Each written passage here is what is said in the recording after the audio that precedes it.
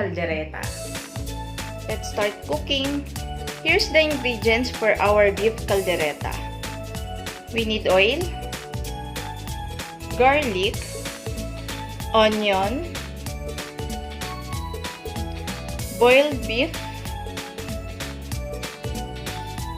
liver spread, cheese, potato, carrots, bell pepper, beef broth,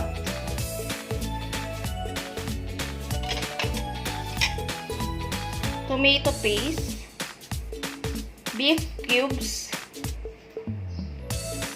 We have some fish sauce, soy sauce, and pepper.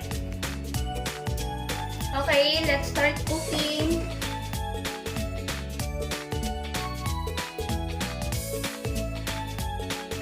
A little bit of oil.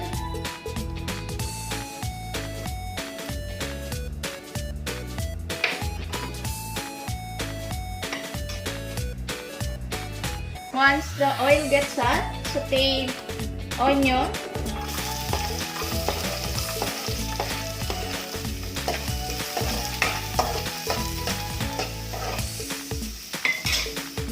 and then the garlic.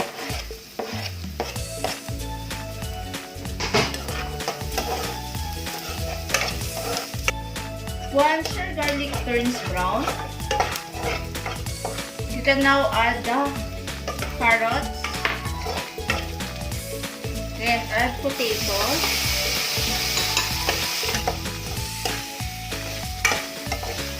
I put first the vegetable because our beef was already pre-cooked for 15 minutes using our pressure cooker.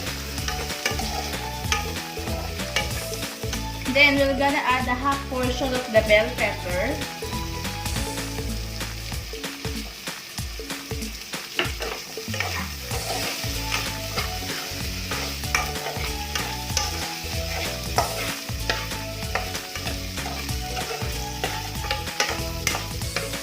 And then let's add the beef.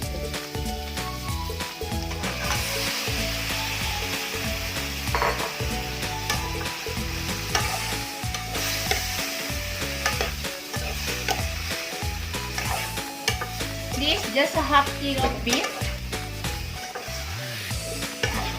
fats, and the meat.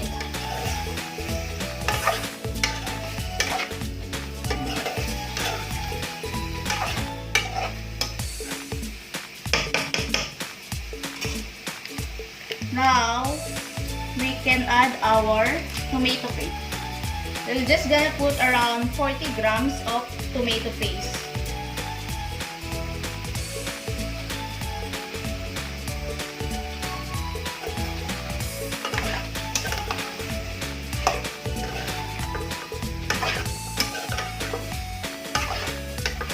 Saute.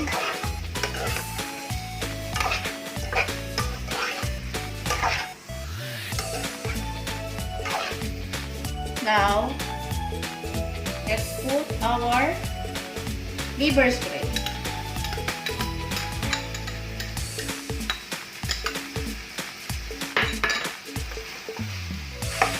Okay.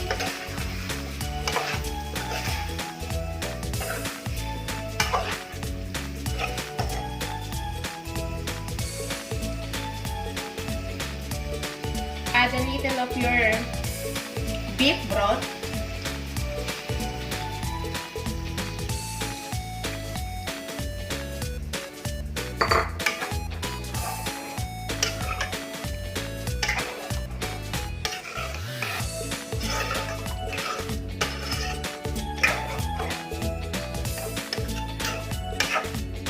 Add at least half teaspoon of your soy sauce.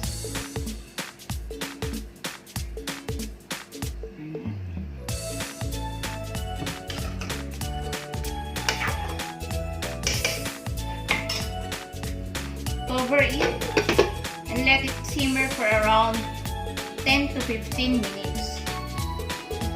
After 10 minutes,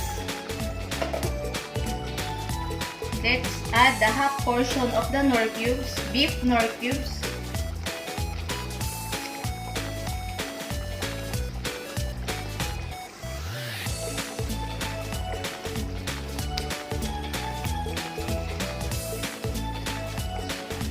A little fish sauce.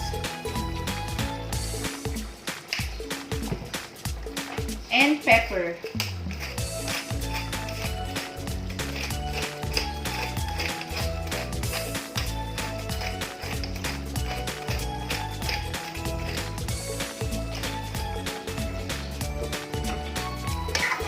Mix. Add the remaining portion of the bell pepper.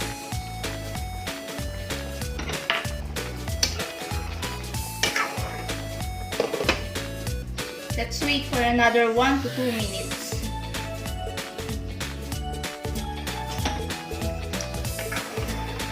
After 2 minutes,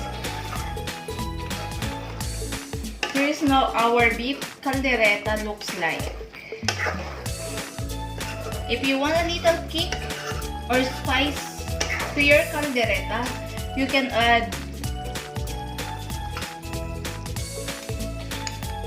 the cheese on the top for garnish.